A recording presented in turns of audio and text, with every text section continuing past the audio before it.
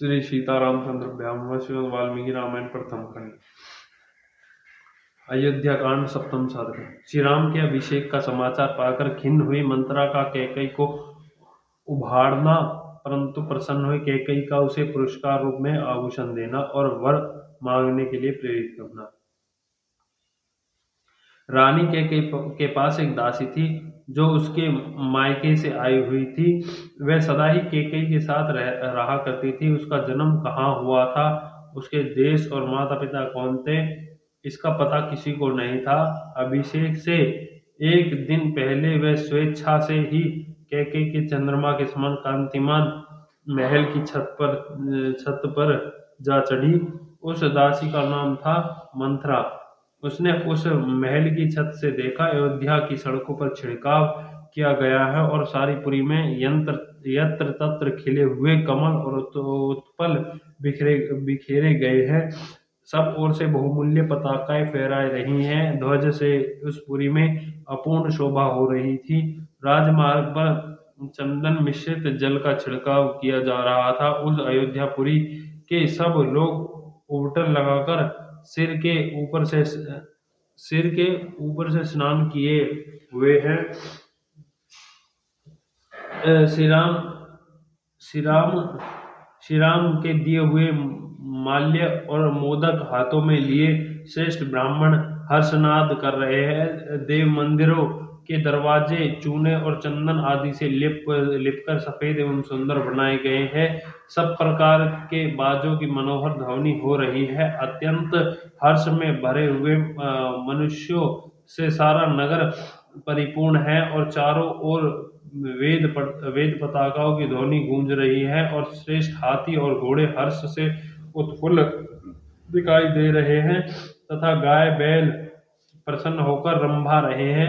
सारे नगर निवासी हर्ष जनित रोमांच से युक्त और आनंद मगन है तथा नगर में सब और श्रेणीबद्ध ऊंचे ऊंचे ध्वज फहराए रहे हैं। अयोध्या की ऐसी शोभा देखकर मंत्रा को बड़ा आश्चर्य हुआ। उसके पास की ही कोठे पर राम की धाया को खड़ी देखा। उसके नेत्र प्रसन्नता से खिले हुए थे और शरीर पर पीले रंग की रेशमी साड़ी शोभा पा रही थी। उसे देखकर मंत्रा ने उससे पूछा, धाय, आज श्री रामचंद्र जी की माता अपने किसी अभिष्ट मनोरथ के साधन में तत्पर हो अत्यंत हर्ष में भरकर लोगों को धन क्यों बांट रही हैं? आज यहाँ के सभी मनुष्यों को इतनी अधिक प्रसन्नता क्यों है? इसका कारण मुझे बताओ। आज महाराज दशरथ अत्यंत प्रसन्न होकर कौन सा कर्म कराएंगे? श्री राम की धाय तो हर्ष से फूली नहीं समाती थी। उसने कुब्जे के पूछने पर बड़े आनंद के साथ उसे बताया, कुब्जे, रघुनाथ जी को बहुत ही बड़ी संपत्ति प्रदान होने वाली है। कल महाराज दशरथ पुष्य नक्षत्र के योग में क्रोध को जीतने वाले पाप रहित रघुनंदन श्री राम का युवराज के पद पर अभिषिक्त करेंगे। धाय का यह वचन सुनकर कुब्जा मन ही मन कुढ़ गई और उस कैलाश शिखर की भांति उज्जवल एवं गगनचुंबी प्रसाद से तुरंत ही नीचे उतर आई। मंत्रा को इसमें कैकई का अनिष्ट दिखाई देता था। वह क्रोध से जल रही थी। उसने महल में लेटी हुई कैकई के पास जाकर इस प्रकार कहा, मूर्खे, उठ, क्या सो रही है? तुझ पर बड़ा भारी भय आ रहा है। अरे तेरे ऊपर विपत्ति का पहाड़ टूट पड़ा है, फिर भी तुझे अपनी इस दुर्दशा का बोध नहीं होता। तेरे प्रियतम तेरे सामने ऐसा आकार बनाए आते हैं मानो सारा सौभाग्य तुझे ही अर्पित कर देते, और परंतु पीठ पीछे वे तेरा अनिष्ट करते हैं। तो उन्हें अपने में अनुराग जानकर सौभाग्य की डींग हाँकती रहती है, परंतु जैसे ग्रीष्म ऋतु में नदी का प्रभाव सूखता चला जाता है, उसी प्रकार तेरा भी सौभाग्य अस्थिर हो गया है, तेरे हाथों से चला जाना चाहता है। इष्ट में ऐसे अनिष्ट का दर्शन कराने वाली रोष भरी कुब्जे के इस प्रकार कठोर वचन कहने पर कैकई ने मन में बड़ा दुख हुआ। उस समय कैकई कुमारी ने कुब्जे से पूछा, मंत्रे, कोई अमंगल की बात तो नहीं हो गई? क्योंकि तेरे मुख पर विषाद छा रहा है और तू मुझे बहुत दुखी दिखाई देती है। मंत्रा बातचीत करने में बड़ी कुशल थी। वह कैकई के मीठे वचन सुनकर और भी खिन्न हो गई। उनके प्रति अपनी हितैषिता का प्रकट करती हुई कुपित हो उठी और कैकई के मन में श्री राम के प्रति भेदभाव और विषाद उत्पन्न करती हुई इस प्रकार बोली, देवी, तुम्हारे सौभाग्य के महान विनाशक कार्य आरंभ हो गया है, जिसका कोई प्रतिकार नहीं है। कल महाराज दशरथ श्री राम को युवराज के पद पर अभिषिक्त कर देंगे। यह समाचार पाकर मैं दुख और शोक से व्याकुल हो आघात भय के समुद्र में डूब गई हूँ।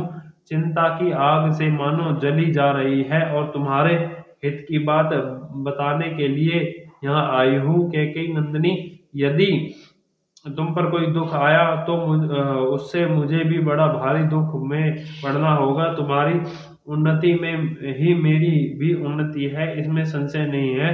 देवी, तुम राजाओं के कुल में उत्पन्न हुई हो और एक महाराज की महारानी हो, फिर भी राजधर्म की उग्रता को कैसे नहीं समझ रही हो। तुम्हारे स्वामी धर्म की बात तो बहुत करते हैं, परंतु वे बड़े शठ मुझसे चिकनी चुपड़ी बातें करते हैं, परंतु हृदय के बड़े क्रूर हैं।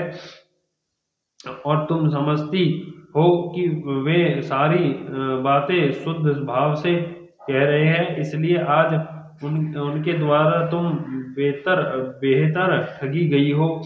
तुम्हारे पति तुम्हें व्यर्थ सांत्वना देने के लिए यहाँ उपस्थित होते हैं। वे ही अब रानी कौशल्या को अर्थ से संपन्न करने जा रहे हैं। उनका हृदय इतना दूषित हो गया है कि भरत को तो उन्होंने तुम्हारे मायके भेज दिया और कल सवेरे ही अवध के निष्कंठ राज्य पर वे श्री राम का अभिषेक करेंगे। बाले, जैसा माता हित की कामना से पुत्र का पोषण करती हुई उसी प्रकार पति कहलाने वाले जिस व्यक्ति का तुमने पोषण किया है, वह वास्तव में शत्रु निकला। जैसे कोई अज्ञानवश सर्प को अपनी गोद में लेकर उसका लालन करे, उसी प्रकार तुमने उस सर्वव्रत बर्ताव करने वाले महाराज को अपने अंग में स्थान दिया। उपेक्षित शत्रु तथा सर्प और जैसा बर्ताव कर सकता है। राजा दशरथ ने आज पुत्र सहित तुम कैकई के प्रति वैसा ही बर्ताव किया है। बाले, तुम सदा सुख भोगने के योग्य हो, परंतु मन में पाप दुर्भावना रखकर उस पर झूठी सांत्वना देने वाले महाराज ने अपने राज्य पर श्री राम को स्थापित करने का विचार करके आज सगे संबंधियों सहित तुमको मानो मौत के मुंह में डाल दिया है। कैकई कुमारी, तुम दुखजनक बात सुनकर भी मेरी ओर इस तरह देख रही हो मानो तुम्हें प्रसन्नता हुई हो और मेरी बातों से तुम्हें विषम हो रहा हो, परंतु यह विषय छोड़ो और जिसे करने का समय आ गया है, अपने उस हितकार कार्य को शीघ्र करो तथा ऐसा करके अपने पुत्र और मेरी भी रक्षा करो। मंत्रा की बात सुनकर सुंदर मुख वाली कैकई सहाय से उठी और उठ बैठी। उसका हृदय हर्ष से भर गया। वह शरत पूर्णिमा की चंद्रमा मंडल की भांति उद्गत हो उठी। कैकई मन ही मन अत्यंत संतुष्ट हुई। विस्मित मुग्ध हो मुस्कुराते हुए उसने कुब्जे को पुरस्कार के रूप में बहुत सुंदर दिव्य आभूषण प्रदान किए।